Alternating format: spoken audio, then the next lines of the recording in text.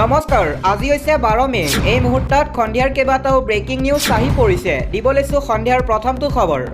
অভিনন্দন হিমন্ত বিশ্ব শৰ্মা। দ্বিতীয়বাৰলৈ অসমৰ মুখ্যমন্ত্ৰী হিচাপে শপত ল'লে হিমন্ত বিশ্ব শৰ্মাই। শপত গ্ৰহণ অনুষ্ঠানত অংশগ্ৰহণ কৰে প্ৰধানমন্ত্ৰী নৰেন্দ্ৰ মোদীয়ে। শুভেচ্ছাৰে উপচাই দিয়া হৈছে হিমন্ত বিশ্ব শৰ্মাক। আমাৰ কমেণ্ট বক্স খোলা আছে, আপুনিও জনাওক অভিনন্দন। আগবঢ়াইছোঁ আন এটা খবৰ। হিমন্ত বিশ্ব শৰ্মাক আশীৰ্বাদ সৰ্বানন্দ সোণোৱালৰ। ভালদৰে কাম কৰি যোৱা হিমন্ত বিশ্ব শৰ্মা, আমি ঐক্যবদ্ধ হৈ সদায় একেলগে থাকিম, এইদৰে মন্তব্য প্ৰকাশ কৰিছে সৰ্বানন্দ সোণোৱালে। বিজেপি জয় ঐতিহাসিক বিজয়। সমগ্ৰ অসমবাসীৰ ওচৰত আমি কৃতজ্ঞ। প্ৰধানমন্ত্ৰী মোদীৰ নেতৃত্বত অসম আগবাঢ়ি গৈছে। হিমন্ত বিশ্ব শৰ্মাৰ নেতৃত্বত আমাৰ ৰাজ্য আগুৱাই যাব। ৰাজ্যবাসীৰ ওচৰত দায়বদ্ধ বিজেপি। হিমন্ত বিশ্ব শৰ্মাক এইদৰে আশীৰ্বাদ প্ৰদান কৰে সৰ্বানন্দ সোণোৱালে। দিব লৈছে এটা ব্ৰেকিং নিউজ। খানাপাৰা শপত গ্ৰহণ অনুষ্ঠানত উদ্ধাৰ কৰা হয় সক্ৰিয় গুলী। হিমন্তৰ মন্ত্ৰীসভাৰ শপত গ্ৰহণৰ পূৰ্বে ভয়ংকৰ অঘটন। শপত গ্ৰহণ অনুষ্ঠানলৈ অহা এজন লোকৰ পৰা উদ্ধাৰ কৰা হয় গুলী। সক্ৰিয় গুলী অনুষ্ঠানলৈ লগত লৈ আহিছিল লোকজনে। লগে লগে লোকজনক আটক কৰিছে আৰক্ষীয়ে। সমগ্ৰ ঘটনা তদন্ত আৰম্ভ কৰিছে আৰক্ষীয়ে। কটকটীয়া নিৰাপত্তাৰ মাজতে ৰৈ গৈছে নেকি সুৰুঙা, এই প্ৰশ্ন উত্থাপিত হয়। কিহৰ বাবে লগত গুলী লৈ আহিছিল সেই কথা বৰ্তমানলৈ স্পষ্ট হোৱা নাই। ভিভিআইপি আগমনৰ সময়তে খানাপাৰা শপত গ্ৰহণ অনুষ্ঠানৰ মাজত লাগে হাহাকাৰ। দিব লৈছোঁ আন এটা খবৰ। এতিয়া ত্যাগ কৰক বেদখলকৃত ভূমি। কাইলৈৰ পৰা ৰাজ্যত চলিব একশ্যন। জিলাই জিলাই প্ৰেৰণ কৰা হ'ব জাননী। এতিয়াই ত্যাগ কৰক বেদখলকৃত ভূমি। বনাঞ্চলত বাস কৰা লোকসকলে আজি এৰক বনাঞ্চল। চৰকাৰ গঠন কৰা পিছদিনাৰ পৰাই ৰাজ্যত চলিব উচ্ছেদ অভিযান। এটা এটাকৈ বাংলাদেশী মিয়াক খেদাৰ হুংকাৰ মুখ্যমন্ত্ৰী হিমন্ত বিশ্ব শৰ্মাৰ। এইবাৰ ৩-৪ লাখ বিঘা ভূমিত চলিব উচ্ছেদ অভিযান। হিমন্ত বিশ্ব শৰ্মাই পুনৰ পোনপটীয়া ধমক দিলে অনুপ্ৰৱেশকাৰীক। অসমত নিষ্ঠা নাই অবৈধ মিয়াৰ। কোনো এজন বাংলাদেশী থাকিব নোৱাৰিব অসমত। এটা এটাকৈ বাংলাদেশী যাব লাগিব অসমৰ পৰা। পূৰ্বতকৈ অধিক কঠোৰ ৰূপত বাংলাদেশীৰ ওপৰত চলিব বুলডোজাৰ। বিজেপি চৰকাৰে এইবাৰ বংগতো বাংলাদেশীক ৰুধিব। বংগ সীমান্তৰে অসমলৈ অহা বাংলাদেশীক এতিয়া আমি বাধা দিব পাৰিম। আগবঢ়াইছোঁ আন এটা ৰাজনৈতিক প্ৰেক্ষাপটৰ খবৰ। 771খন সুৰা বিপণী বন্ধ নিৰ্দেশ জাৰি কৰিছে বিজয় থালাপতিয়ে। মুখ্যমন্ত্ৰী হৈয়ে সুৰা বিপণীৰ বিৰুদ্ধে একশ্যন আৰম্ভ কৰে থালাপতিয়ে। 771খনকৈ সুৰা বিপণী বন্ধ নিৰ্দেশ জাৰি কৰা হৈছে। শিক্ষানুষ্ঠান, প্ৰাৰ্থনা গৃহ, বাছ আস্থানৰ 500 মিটাৰৰ ভিতৰত নিৰ্দেশনা জাৰি কৰা হয়। 3টাকৈ ফাইলত চহী কৰি আনিলে ডাঙৰ পৰিৱৰ্তন। মুখ্যমন্ত্ৰী চকীত বহিয়ে জনতাৰ বাবে আনিলে সুৰক্ষাৰ বাৰ্তা। তামিলনাডুৰ প্ৰতিগৰাকী জনতাই লাভ কৰিব বিনামূলীয়া বিদ্যুৎ। 200 ইউনিটকৈ বিনামূলীয়া বিজুলী দিয়া হ'ব জনতাক। মুখ্যমন্ত্ৰী হৈয়ে ৰাজ্যখনৰ নাৰী সমাজৰ মাজত আনিলে তুমুল পৰিৱৰ্তন। প্ৰতিশ্ৰুতি অনুসৰি তামিলনাডুৰ মহিলাক নিৰাপত্তা দিব থালাপতি চৰকাৰে। মহিলা সুৰক্ষাৰ বাবে গঠন কৰা হৈছে বিশেষ নিৰাপত্তা বাহিনী। অপৰাধজনিত কাৰ্যকলাপ ৰোধৰ বাবে হাতত ল'লে বিশেষ পদক্ষেপ। লগতে ড্ৰাগছ বিৰোধী ইউনিট গঠন কৰিলে বিজয় চৰকাৰে। দিব লৈছোঁ আন এটা পলিটিকেল ব্ৰেকিং নিউজ। পশ্চিমবংগত নিৰ্বাচন পৰিচালনা কৰা বিষয়াক পুৰস্কাৰ। পশ্চিমবংগত বৃহৎ ৰদবদল শুভেন্দু চৰকাৰক। মুখ্য সচিব হিচাপে নিযুক্তি পশ্চিমবংগৰ মুখ্য নিৰ্বাচনী বিষয়া মনোজ আগৰৱালাক। বিধানসভা নিৰ্বাচন পৰিচালনাৰ মাজতে নতুন দায়িত্ব মনোজ আগৰৱালাক। পশ্চিমবংগৰ প্ৰশাসনত গুৰুত্বপূৰ্ণ পৰিৱৰ্তন শুভেন্দু অধিকাৰী চৰকাৰ। ৰাজ্যৰ মুখ্য সচিব পদ ৰাজ্যিক প্ৰশাসনৰ আটাইতকৈ গুৰুত্বপূৰ্ণ পদ। পূৰ্বে পশ্চিমবংগৰ মুখ্য নিৰ্বাচনী বিষয়া হিচাপে দায়িত্ব পালন কৰিছিল আগৰৱালে।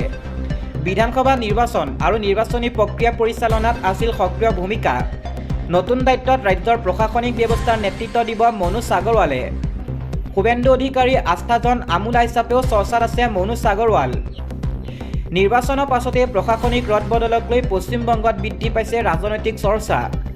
মুখ্য সচিব পদত আগৰৱালা নিযুক্তিৰে কি নতুন বাৰ্তা দিলে শুভেন্দু চৰকাৰে, এই প্ৰশ্ন উত্থাপিত হয়।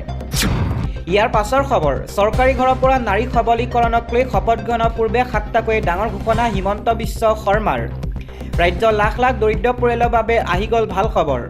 নতুনকৈ 15 লাখ লোকে লাভ কৰিব চৰকাৰী পকী ঘৰ। 5 লাখ বিঘা ভূমি কৰা হ'ব বেদখলমুক্ত। এটা এটাকৈ বাংলাদেশী চিনাক্ত কৰি কৰা হ'ব বিতৰণ। চাহ শ্ৰমিকৰ মজুৰি 500 টকালৈ বৃদ্ধি কৰাৰ লক্ষ্য। কৃষকসকলৰ বাবেও চিন্তা নতুন চৰকাৰৰ। নাৰী সবলীকৰণক লৈও কাম কৰিব নতুন চৰকাৰে। মহিলা উদ্যমিতা অৰুণোদয়ৰ ধনক লৈ কৰিব ডাঙৰ ঘোষণা। ৰেচনৰ হিতাধিকাৰীও পাব নতুন সুবিধা। নতুনকৈ 2 লাখ যুৱক যুৱতীক চাকৰি দিয়াৰ লক্ষ্য নতুন চৰকাৰৰ। আজি দিনৰ 11:40 মুখ্যমন্ত্ৰী হিচাপে শপত ল'লে ডক্টৰ হিমন্ত বিশ্ব শৰ্মাই। দিব লৈছোঁ আন এটা খবৰ। দ্বিতীয়বাৰৰ বাবে মুখ্যমন্ত্ৰী হৈ এইবাৰ হিমন্ত বিশ্ব শৰ্মাই কি কৰিব? অসমৰ নতুন চৰকাৰখনে হিমন্ত বিশ্ব শৰ্মাৰ নেতৃত্বত মঙলবাৰে শপত গ্ৰহণ কৰিব। তাৰ পূৰ্বে ডক্টৰ হিমন্ত বিশ্ব শৰ্মাই ৰাইজক দিলে প্ৰতিশ্ৰুতি আৰু ইতিমধ্যে শপত গ্ৰহণ কৰে মুখ্যমন্ত্ৰী হিমন্ত বিশ্ব শৰ্মাই। 12 মে'ত অৰ্থাৎ আজি 12 মে' মঙলবাৰ ডক্টৰ হিমন্ত বিশ্ব শৰ্মাই দ্বিতীয়বাৰৰ বাবে অসমৰ মুখ্যমন্ত্ৰী হিচাপে শপত ল'ব আৰু ইতিমধ্যে শপত গ্ৰহণ কৰে মুখ্যমন্ত্ৰী হিমন্ত বিশ্ব শৰ্মাই। ইতিমধ্যে অসমৰ নতুন চৰকাৰৰ শপত গ্ৰহণ অনুষ্ঠানৰ বাবে খানাপাৰাত পশু চিকিৎসা বিজ্ঞান মহাবিদ্যালয় খেলপথাৰত ব্যাপক আয়োজন চলিছে। শপত গ্ৰহণলৈ মাজত মাত্ৰ কেইটামান ঘণ্টা বাকী থকাৰ সময়তে ডক্টৰ হিমন্ত বিশ্ব শৰ্মাই অসম ৰাইজক উদ্দেশ্যে গুৰুত্বপূৰ্ণ ঘোষণা কৰিলে। দেওবাৰে সংবাদ মাধ্যমৰ আগত তেওঁ কয় যে 12 মে'ত শপত লোৱাৰ পাছত দলৰ নিৰ্বাচনী ইস্তাহাৰৰ ৰূপায়ণে হ'ব নতুন চৰকাৰৰ লক্ষ্য। সাংবাদিকৰ আগত ডক্টৰ শৰ্মাই কয়, শপত গ্ৰহণ কৰাৰ পিছত আমি প্ৰথমখন কেবিনেট বৈঠক অনুষ্ঠিত কৰিম। আমাৰ ইস্তাহাৰক কাৰ্যকৰী কৰাটোৱে আমাৰ লক্ষ্য। তেওঁ লগতে কয়, আজি নিশা সোমবাৰ নিশা প্ৰধানমন্ত্ৰী নৰেন্দ্ৰ মোদী গুৱাহাটীত উপস্থিত হ'ব। কাইলৈ মঙলবাৰ পুৱা 11 বজাত অসমৰ নতুন চৰকাৰে শপত গ্ৰহণ কৰিব। কেন্দ্ৰীয় গৃহমন্ত্ৰী অমিত শ্বাহ, প্ৰতিৰক্ষা মন্ত্ৰী ৰাজনাথ সিং, বিজেপিৰ সভাপতি নীতিন নবীন আৰু NDA শাসিত ৰাজ্যৰ মন্ত্ৰীসকলে মুখ্যমন্ত্ৰীসকলে এই অনুষ্ঠানত অংশগ্ৰহণ কৰিব। আমাৰ দলৰ বুথ পৰ্যায়ৰ কৰ্মীকে ধৰি বহু লোকে এই অনুষ্ঠানত অংশগ্ৰহণ কৰিব।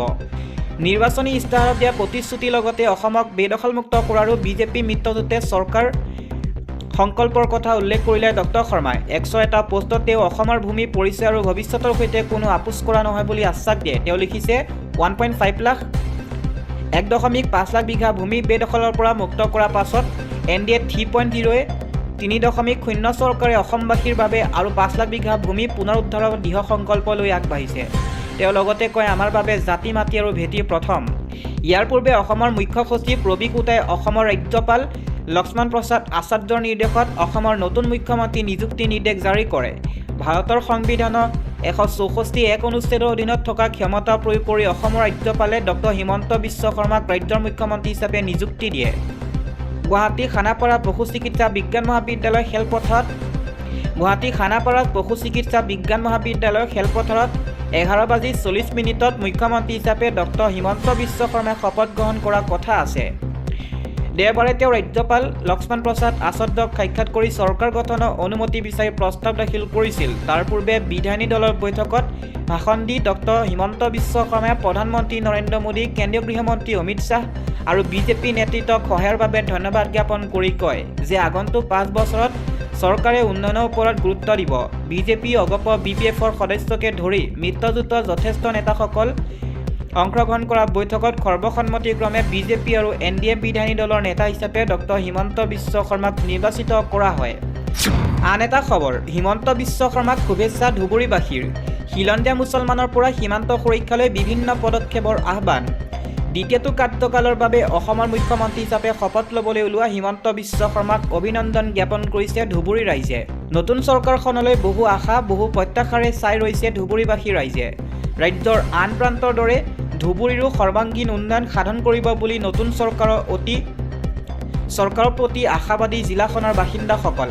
দ্বিতীয়টো কাৰ্যকালৰ বাবে অসমৰ মুখ্যমন্ত্ৰী হিচাপে শপত ল'বলৈ ওলোৱা হিমন্ত বিশ্ব শৰ্মাক অভিনন্দন জ্ঞাপন কৰিছে ধুবুৰী ৰাইজে। ধুবুৰীৰ কেতবোৰ জ্বলন্ত সমস্যাৰ সমাধানৰ বাবে ডক্টৰ হিমন্ত বিশ্ব শৰ্মা নেতৃত্বাধীন নতুন চৰকাৰখনৰ ওচৰত আহ্বান জনাইছে ৰাইজে। ধুবুৰীৰ সমাজসেৱী বিশ্বজিৎ কলিতাই কয়, ধুবুৰী জিলাৰ 5টা সমষ্টিৰ ভিতৰত 2টা সমষ্টি মিত্ৰজোঁটৰ পৰা জিকিছে। সেইবাবে আমি আশাবাদী। কিন্তু বিগত 5টা বছৰত অসমৰ আন ঠাইত যি উন্নয়ন হৈছে সেই উন্নয়ন ধুবুৰী জিলাত হোৱা নাই। যিহেতুকে মিত্ৰজোঁটৰ চৰকাৰখনক ধুবুৰী জিলাবাসী ৰাইজে 2টা সমষ্টি জয়ী কৰাইছে, সেই হিচাপত অসমৰ আন অংশৰ লগতে ধুবুৰী জিলাখনৰো উন্নতি হ'ব বুলি আমি আশা ৰাখিছোঁ। ধুবুৰী জিলাত বহুকেইটা উন্নয়নমূলক কাম কৰিবলৈ বাকী আছে। যেনে ধুবুৰী চহৰত এখন ৰেলৱে অভাৰব্ৰিজ লাগে, এখন সৰ্বাংগ সুন্দৰ ক্ৰীড়া ষ্টেডিয়াম লাগে, ধুবুৰী মহকুমা পৰিষদৰ পৰা গৌৰীপুৰলৈ যোৱাৰ এটা বিকল্প ৰাস্তা লাগে। আমাৰ মূল সমস্যাবোৰ ডক্টৰ হিমন্ত বিশ্ব শৰ্মাই সমাধান কৰিব বুলি আমি আশাবাদী।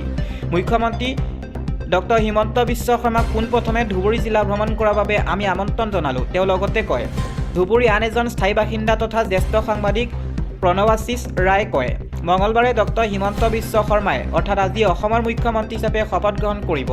সেইবাবে তেওঁক শুভেচ্ছা জ্ঞাপন কৰিছোঁ। ধুবুৰী জিলাখন অসমৰ সুখ প্ৰান্তৰ ভাৰত-বাংলাদেশ সীমান্তৰ গাতে লাগি আছে। অসমৰ চৰকাৰে ৰাজ্যৰ অন্যান্য জিলাৰ লগতে ধুবুৰী জিলাতো বহু উন্নয়নমূলক কাম কৰিছে। আমাৰ ধুবুৰী জিলাৰ পৰা এইবাৰ দুজনকৈ বিধায়ক বিজেপি মিত্ৰজোঁটৰ হৈ জয়ী হৈছে। নতুন চৰকাৰখনলৈ আমাৰ এটা আহ্বান যে আন্তৰ্জাতিক সীমান্ত সুৰক্ষা কটকটীয়া কৰি তুলিব লাগে। ধুবুৰী জিলাৰ সীমান্ত এলেকাৰ উন্নয়ন সাধন কৰিব লাগিব। চৰকাৰৰ প্ৰতি আমাৰ এয়া আহ্বান। চৰকাৰে BPL শ্ৰেণী উন্নয়ন সাধন কৰা সমান্তৰালকৈ মধ্যবিত্ত শ্ৰেণীৰ লোকৰ বাবেও উন্নয়ন ভাল আঁচনি গ্ৰহণ কৰিবলৈ অনুৰোধ জনালোঁ। ৰয়ে লগতে কয়, গণতন্ত্ৰৰ চতুৰ্থ স্তম্ভ বুলি কোৱা সাংবাদিকসকলৰ উন্নয়নৰ বাবে নতুন চৰকাৰৰ প্ৰতি আহ্বান জনাই প্ৰণৱাশীষ ৰয়ে কয় যে সাংবাদিক সুৰক্ষা আইন নতুন চৰকাৰখনে বলবৎ কৰিব লাগে। সাংবাদিকৰ পেঞ্চন আঁচনিৰ ধন প্ৰতি মাহে 50,000 টকা নিৰ্ধাৰণ কৰিব লাগে বুলি তেওঁ নতুন চৰকাৰখনলৈ আহ্বান জনাইছে। আনহাতে ধুবুৰী ছাগলচৰা নিবাসী হাৰুণ ৰছিদে কয়, আমি ডক্টৰ হিমন্ত বিশ্ব শৰ্মাক শুভেচ্ছা জনাইছোঁ। আমি এইবাৰ আমাৰ দেশী খিলঞ্জীয়া মুছলিম লোকসকলৰ বাবে জৰীপ কৰা আহ্বান জনালোঁ, কাৰণ আমি দেশী খিলঞ্জীয়া মুছলিম লোকসকল এই অঞ্চলৰ ভূমিপুত্ৰ। মুছলিম বুলি প্ৰচাৰ চলাই আমাৰ দেশী খিলঞ্জীয়া মুছলিম লোকসকলক মিয়া মুছলিমৰ লগত একাকাৰ কৰিছে একাংশ মিয়া মুছলিমে। আমি এটা পৃথক জনগোষ্ঠী। দেশী খিলঞ্জীয়া মুছলিম লোকসকলে সদায় ডক্টৰ হিমন্ত বিশ্ব শৰ্মা নেতৃত্বাধীন নতুন চৰকাৰখনৰ কাষত থাকিব, পূৰ্বতেও আছিল আৰু ভৱিষ্যতেও থাকিব।